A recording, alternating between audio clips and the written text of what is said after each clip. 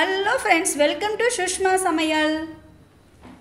இப்போ ஒரு பாத்திரத்தில் 3 உருளைக்கிழங்கு கட் பண்ணி எடுத்துக்கோங்க. இது கூட 1/4 டீஸ்பூன் மஞ்சள் தூள், 1 டீஸ்பூன் மிளகாய் தூள், தேவையான அளவுக்கு உப்பு, 1 டீஸ்பூன் எண்ணெய் சேர்த்து நல்லா மிக்ஸ் பண்ணிக்கோங்க. இப்போ ஒரு பேன்ல 4 டேபிள்ஸ்பூன் எண்ணெயை சூடு பண்ணிக்கோங்க. இது கூட 1/2 டீஸ்பூன் கடுகு, 1/4 டீஸ்பூன் உளுந்து சேர்த்து பொன்னிறமாக வறுத்துக்கோங்க. இந்த டைமில் நம்ம எடுத்து வச்ச உருளைக்கிழங்கை சேர்த்துக்கோங்க.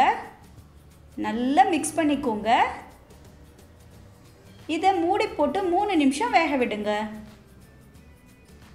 உருளைக்கிழங்கு பாதி அளவுக்கு வெந்திருக்கு. இந்த டைமில் ஒரு வெங்காயம் சேர்த்துக்கோங்க. நல்லா மிக்ஸ் பண்ணிக்கோங்க. இதை அப்படியே ஓப்பன்லேயே வச்சு 5 நிமிஷம் ரோஸ்ட் பண்ணிக்கோங்க. இந்த டைமில் 1/2 டீஸ்பூன் சோம்பு, 5 பூண்டு பல் இடித்து சேர்த்துக்கோங்க. கொஞ்சமாக கருவேப்பிலை, 1/4 டீஸ்பூன் மிளகுத்தூள், 2 பிஞ்ச் அளவுக்கு கரம் மசாலா பவுடர் சேர்த்து நல்லா மிக்ஸ் பண்ணி 1 நிமிஷம் வறுத்துக்கோங்க. இந்த உருளைக்கிழங்கு வறுவலில் தயிர் சாதம் வெரைட்டி ரைஸோடு சேர்த்து சாப்பிட்றப்போ சூப்பராக இருக்குங்க.